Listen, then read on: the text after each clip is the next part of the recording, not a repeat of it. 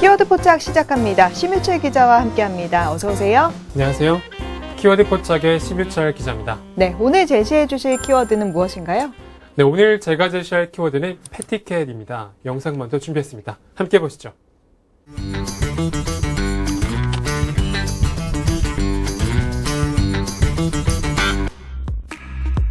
반려동물과 함께하는 인구가 1000만이 넘으면서 이제는 반려동물도 하나의 가족 구성원으로 당당히 인정받고 있습니다. 하지만 일부 보호자의 잘못된 인식과 이기심으로 인해 문제가 되고 있는데요. 2년 전 청주에서는 두 사라기가 맹견 핏불 테리어에 물려 숨졌고, 지난 1월 부산에서는 셰퍼드가 지하철 역사에 난입해 시민들을 공격하는 일도 벌어졌습니다. 사고 예방을 위한 철저한 관리가 선행되어야 한다는 지적이 나오고 있는 요즘, 관련 내용 기획취재팀에서 취재했습니다. 네, 반려동물을 키우는 인구가 늘면서 맹견 물림 사고도 끊이지 않고 있습니다. 애견을 키우면서 지켜야 할 에티켓, 그러니까 패티켓을 지키지 않아서 이런 문제가 생기고 있습니다. 오늘 자세히 알아볼 텐데요. 우선 반려동물을 키우는 인구가 많이 늘었죠? 네, 반려동물을 기르는 인구는 1000만 이상으로 집계되고 있고요. 정식으로 등록된 반려동물 수만 100만 마리입니다. 등록하지 않은 도서 산간의 반려동물까지 모두 헤아린다면 그 몇 배가 되겠죠. 반려동물에 대한 수요와 애정이 급증한 만큼 문제가 있습니다. 바로 패티켓을 지키지 않는다는 건데 어떤 사고가 있었나요? 네, 지난 4일 한 매체는 경남 진주시 인사동 주택가 골목에서 한 여성이 반려견과 함께 산책하던 중 목줄이 풀린 투견 핏불 테리어에게 공격을 당한 사건을 보도했습니다. 이 여성은 핏불에게 엄지손가락을 물려 구멍이 뚫리는 등 중상을 입었고요. 여성의 반려견도 공격을 당해서 40반을 넘게 꿰맨 것으로 전해졌습니다. 핏불은 동물보호법상에서도 맹견으로 분류되어 있음에도 불구하고 관리가 제대로 이루어지지 않은 것입니다. 핏불 테리어는 굉장히 큰 개로 알고 있는데 손가락에 구멍이 뚫릴 정도로 공격을 받았다면 상당히 놀랐을 것 같습니다. 문제는 이런 사건이 또 있었다는 거죠? 네, 지난해 11월에는 경남 창원시의 한 마트 앞에서 손님이 기둥에 묶어둔 애완견이 직원의 종아리를 물어서 다치게 한 사건이 있었습니다. 2015년 8월에는 경북 칠곡군의 한 공장에서 기르던 개에 40대 여성이 100m가량 쫓기며 달아나다가 강둑 아래로 떨어져 전치 8주의 상처를 입는 사건도 발생했습니다. 자신이 키우는 개는 마냥 귀여워 보일 수 있어도 지나가는 사람이나 개를 좋아하지 않는 사람에게는 분명히 공포의 대상일 수도 있는데요. 이러다 보니까 이웃 간의 다툼도 많다고요. 네, 그렇습니다. 얼마 전 서울의 한 아파트에서는 반려견을 둘러싸고 살인 미수 사건까지 벌어지기도 했는데요. 한 주민이 기르는 반려견이 이웃 주민을 물었는데도 제대로 사과를 받아내지 못하자 이웃 주민이 반려견 주인을 15층 아파트에서 떨어뜨리려고 한 살인 미수가 일어난 것입니다. 그 역시 평소 반려견의 목줄을 제대로 묶지 않아서 불거진 사건이었습니다. 기본적으로는 견주가 패티켓을 지키지 않아서 생긴 일이라고 볼 수 있겠네요. 네, 그렇습니다. 패티켓은 동물보호법상 견주가 반드시 지켜야 할 수칙을 말하는데요. 앞서 핏불과 같이 맹견에게 물린 사건도 있었지만 동물보호법 제12조 안전조치 조항에 따르면요. 산후 3개월 이상 된 맹견은 외출 시 반드시 입마개와 목줄을 착용해야 합니다. 또 이를 어길 경우 횟수대로 3만 원, 7만 원, 10만 원의 과태료를 지불해야 합니다. 네, 법으로도 정해져 있군요. 하지만 입마개나 목줄 같은 기본적인 패티켓을 지키지 않아서 생기는 사건도 늘고 있어요. 네, 심지어 매년 증가하고 있는 추세를 보이고 있는데요. 서울시가 지난해 발표한 2016 동물보호지도 점검 실적 보고서를 보면요. 하루 동안 접수된 반려동물 관련 신고 건수는 647건 중 목줄 맹견의 입마개 미착용이 259건으로 가장 많은 것으로 나타났습니다. 또 반려동물 미등록에 관한 신고가 253건으로 그 뒤를 이었고요. 아무래도 물림 사고가 많을 것 같아요. 네, 한국소비자원의 소비자 위해 감시 시스템에서 발표한 내용에 따르면요. 반려견 물림 사고는 지난 2011년 245건, 2013년 616건, 2014년 701건으로 꾸준히 증가했습니다. 올해는 1,488건으로 2배 이상 급증했고요. 물림 사고가 났을 때 중요한 게 견주가 어떤 책임을 지느냐이거든요. 네, 일단 개의 주인은 관리 소홀로 인한 형사상 과실치상 책임이 있습니다. 그리고 그와는 별도로 치료비는 물론이고 행인이 받은 정신적 고통에 대한 위자료까지 민사상 책임을 져야 합니다. 실제로 나온 관련 판례가 있나요? 네, 2014년 광주의 한 가정집에서 대문 틈 사이로 빠져나온 개가 골목길에서 7세 아동의 엉덩이를 물어 전치 2주의 상해를 입힌 사건이 있었습니다. 광주지법은 개주인에게 과실치상 혐의를 적용해서 200만 원의 벌금형을 선고했고요. 또 부산 지하철 역사에서 난동을 부린 셰퍼트 역시 안락사됐고 주인은 과실치사 혐의로 수사를 받았습니다. 책임 정도는 경우에 따라서 달라지겠죠?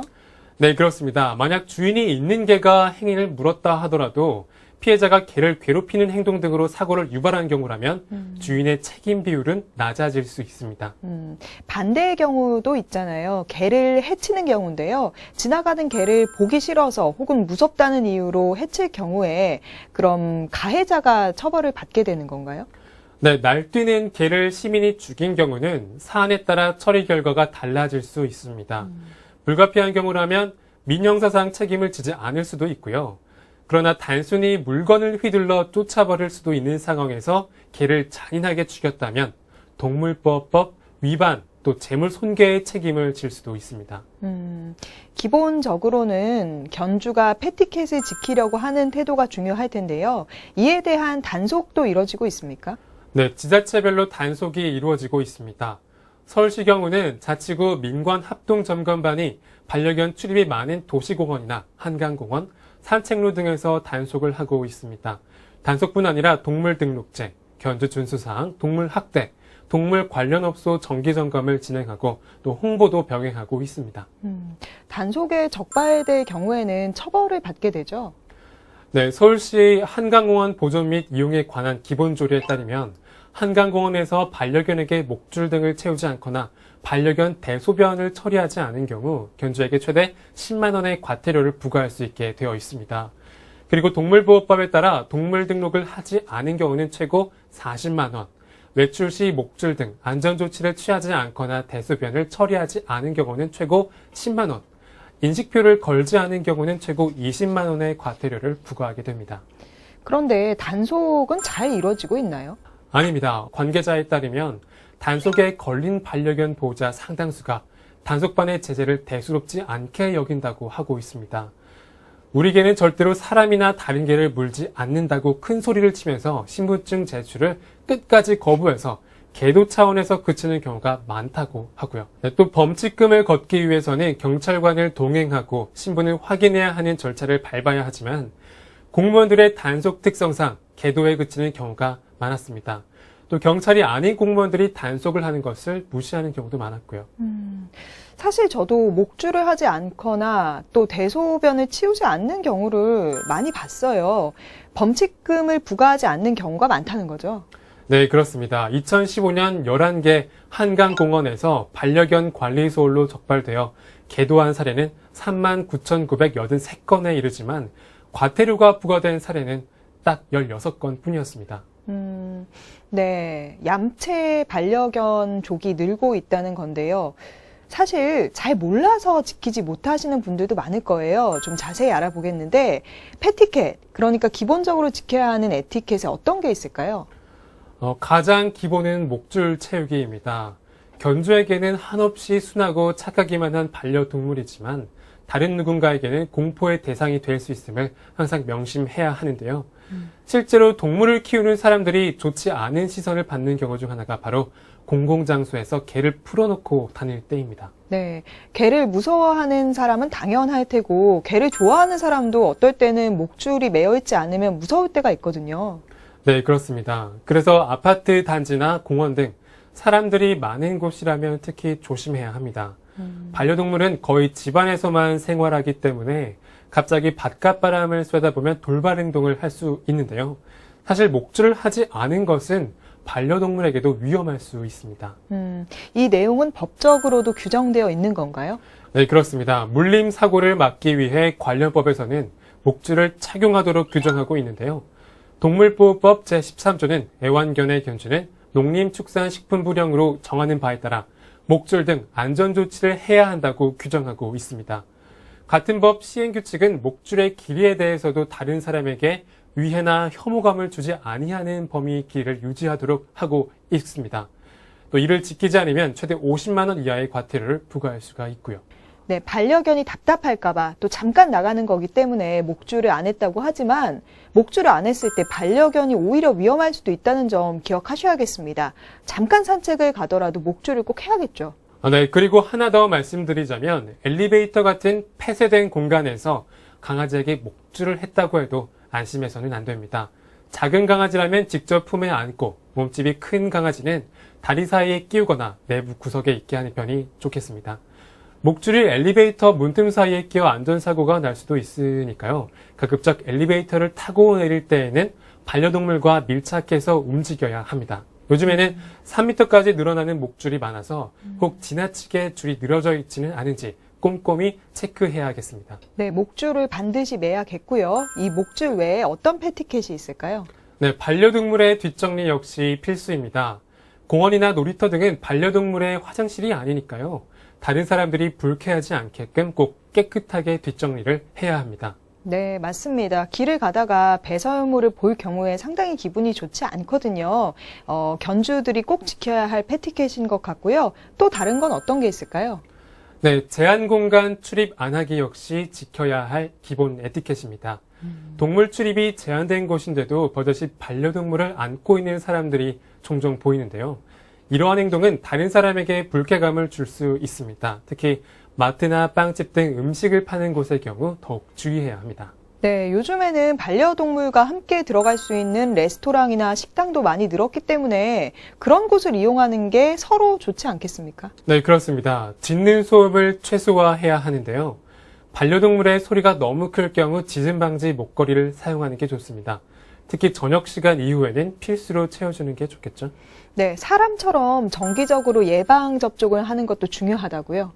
네, 그렇습니다. 구충하지 않은 개의 배설물에 닿은 손으로 입을 만지거나 음식물을 먹으면 회충이 사람에게 옮길 수가 있습니다. 특히 호기심이 많아서 사물을 보면 일단 만지고 보는 어린이들의 경우 쉽게 감염될 수 있는데요.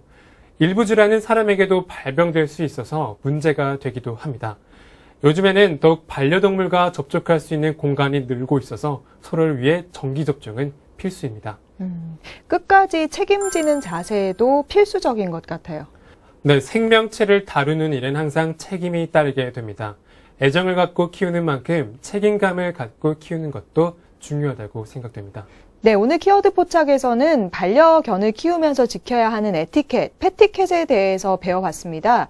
강제적인 제재보다는 애견인들의 인식이 바뀌는 게 중요할 것 같아요. 네, 이 사회에서는 동물을 키우지 않는 사람을 배려할 수 있는 문화도 필요합니다. 나한테만 내 동물이 예쁘지 모두가 다 예쁘다고 생각하지는 않거든요. 안쓰럽다, 불쌍하다 생각하지 말고 목줄을 하고 변을 치울 줄 아는 기본적인 에티켓이 필요합니다. 또 목줄은 상대에 대한 안전뿐 아니라 내 개의 안전을 위해서도 반드시 필수니까요. 키우는 사람들부터 성숙한 문화를 지켜가야 하겠습니다. 네, 키워드 포착 오늘은 여기서 마칩니다. 심유철 기자 고맙습니다. 감사합니다.